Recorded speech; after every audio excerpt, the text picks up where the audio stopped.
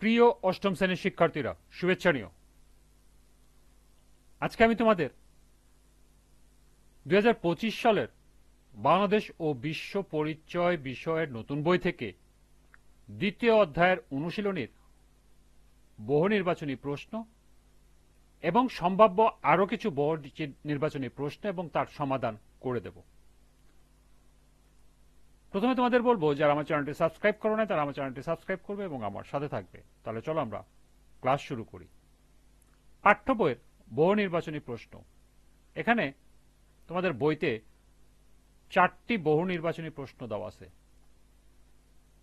প্রথমে আমরা এই 4টি বহু নির্বাচনী প্রশ্নের সমাধান দেখব, এরপর আরো কিছু সম্ভাব্য বহু নির্বাচনী প্রশ্ন ও এর সমাধান দেখব। পাঠ্য বইয়ের বহু নির্বাচনী প্রশ্ন 1, বাংলাদেশে ঔপনিবেশিক যুগ ছিল কোনটি? 1757 থেকে 1757, 1781 থেকে 1757, 1757 থেকে 1947, 1857 থেকে 1957। সঠিক উত্তর গ, 1757 থেকে 1947। 2, সোনারগাঁও ছিল পানাম নগরটি। সোনারগাঁয়ের পানাম নগরটি ছিল 1, সুলতানি আমলের বাংলার কেন্দ্রস্থল, 2, ইউরোপীয় স্থাপত্য রীতিতে তৈরি ইমারতের সারিবদ্ধ রূপ, এবং 3, চওড়া পথের ধারে নিরাপত্তার জন্য পরীক্ষা সমৃদ্ধ। সঠিক উত্তর খ, ইউরোপীয় স্থাপত্য রীতিতে তৈরি ইমারতের সারিবদ্ধ রূপ। নিচের অনুচ্ছেদটি পড়ে 3 ও 4 নং প্রশ্নের উত্তর দাও। বার্ষিক পরীক্ষা শেষ হলে শিক্ষক আজাদ রহমান শিক্ষার্থীদের নিয়ে শাহবাগের একটি ভবন পরিদর্শনে যান। ভবনটিতে প্রবেশ করে শিক্ষার্থীরা বইয়ে পড়া প্রাচীন নিদর্শনগুলো বাস্তবে দেখে খুবই আবির্ভূত হয়। প্রশ্ন 3, আজাদ সাহেব শিক্ষার্থীদের কোন ভবনে পরিদর্শনে নিয়ে যায়? ক, বাংলা একাডেমি, খ, জাতীয় গ্রন্থাগার, গ, শিল্পকলা একাডেমি, ঘ, বাংলাদেশ জাতীয় জাদুঘর। সঠিক উত্তর ঘ, বাংলাদেশ জাতীয় জাদুঘর। 4, আজাদ সাহেবের শিক্ষার্থীদের এ ধরনের ভবন পরিদর্শনে নেওয়ার কারণ হল 1, জমিদারদের নিত্য ব্যবহার্য দ্রব্যাদি প্রদর্শন, 2, ইতিহাস চরিত্রগুলোর সাথে পরিচয় করানো, এবং 3, বিভিন্ন আমলের ঐতিহ্যকে পরবর্তী প্রজন্মের কাছে পৌঁছে দেওয়া। নিচের কোনটি সঠিক? সঠিক উত্তর হবে 3, অর্থাৎ 1, 2, 3, এই 3টি প্রশ্নই সঠিক, অর্থাৎ ঘ নাম্বার উত্তর হলো সঠিক। এই ছিল পাঠ্য বইয়ের 4টি বহু নির্বাচনী প্রশ্ন। এবার সম্ভাব্য কিছু বহু নির্বাচনী প্রশ্ন এবং উত্তর। 5, পানাম নগরে এখনো কতটি ইমারত টিকে আছে? ক, 51টি, খ, 52টি, গ, 53টি, ঘ, 54টি। সঠিক উত্তর খ, 52টি। 6, সুলতানি আমলে বাংলার রাজধানী ছিল ক, পাহাড়পুর, খ, ময়নামতি, গ, মহস্তানগড়, এবং ঘ, সোনারগাঁ। সঠিক উত্তর ঘ, সোনারগাঁ। 7, লোকশিল্প জাদুঘর স্থাপিত হয়েছিল ক, আনন্দমোহন পোদ্দারের বাড়ি, খ, বড় সর্দার বাড়ি, গ, হাসিময় সেনের বাড়ি, এবং ঘ, বালিহাটির জমিদার বাড়ি। সঠিক উত্তর খ, বড় সর্দার বাড়িতে। 8, প্রত্ন শব্দের অর্থ হল মাটি, পুরানো, ঐতিহ্য, বড়।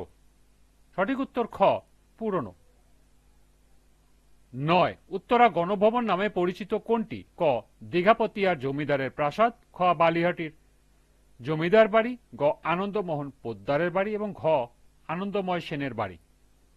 সঠিক উত্তর ক, দীঘাপতিয়ার জমিদারের প্রাসাদ। 10, 19 শতকে ঢাকার তৈরি মসজিদ হল লালবাগ মসজিদ, কলুটলার জামে মসজিদ, বেচারাম দেউরি মসজিদ, উপরের সবগুলি। সঠিক উত্তর ঘ, উপরের সবগুলো। 11, 1771 সালে তৈরি হয় অ্যাঙ্কালিনান গির্জা, হলিকর্স গির্জা, সেন্ট জোসেফ আর্মেনিয়ান গির্জা। সঠিক উত্তর ঘ, আর্মেনিয়ান গির্জা। 12, ভিক্টোরিয়া পার্কের পূর্বের নাম হল সোহরাওয়ার্দী উদ্যান, safari park, Bahadur Shah park, Ramna park. সঠিক উত্তর গ, বাহাদুর শাহ পার্ক। 13, ঢাকার স্থাপত্য কীর্তি কোনটি? রূপলাল হাউস, রোজ গার্ডেন, কার্জন হল, উপরের সবকটি। সঠিক উত্তর ঘ, উপরের সবকটি। 14 কোন স্থাপত্য প্রাচীন গ্রিসের ডোরিকৃতি অনুসরণ করা হয়েছে? রূপলাল হাউস, রোজ গার্ডেন, কার্জন হল, গ্রিক সমাধিসৌধ। সঠিক উত্তর গ্রিক সমাধিসৌধ অর্থাৎ ঘ।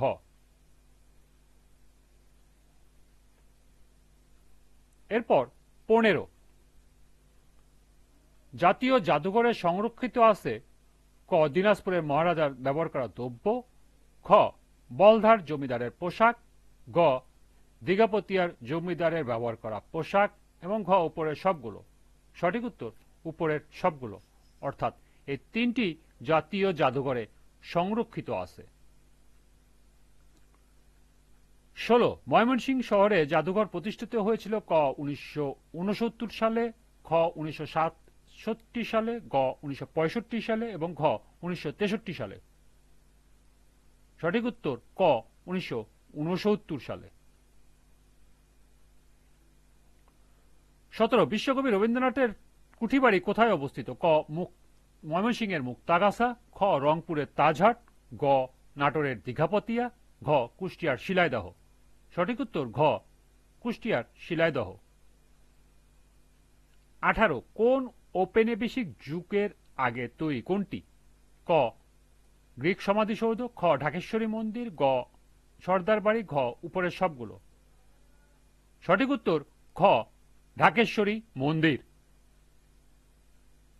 19 ফেনী জেলার ছাগলনাইয়া কোন প্রত্নতাত্ত্বিক নিদর্শন রয়েছে? ক দীঘাপতিয়ার জমিদারের প্রাসাদ, খ বালিয়াটির জমিদার বাড়ি, গ শামশের গাজীর সুড়ঙ্গ, ঘ আনন্দমোহন পোদ্দারের বাড়ি। সঠিক উত্তর গ শামশের গাজীর সুড়ঙ্গ। এবং সর্বশেষ 20 নম্বর প্রত্ন নিদর্শন থেকে জানা যায় ক সেকালের মানুষের সামাজিক ও সাংস্কৃতিক অবস্থা, খ সেকালের মানুষের জীবনযাত্রা ও বিশ্বাস সংস্কার, গ সেকালের মানুষের রুচি বা দৃষ্টিভঙ্গি, ঘ উপরের সবগুলো। সঠিক উত্তর ঘ উপরের সবগুলো অর্থাৎ প্রত্ন নিদর্শন থেকে এই তিনটি জানা যায়। এই ছিল পাঠ্য বইয়ের 4টি এবং সম্ভাব্য আরো কিছু বহু নির্বাচনী প্রশ্ন ও এর সমাধান।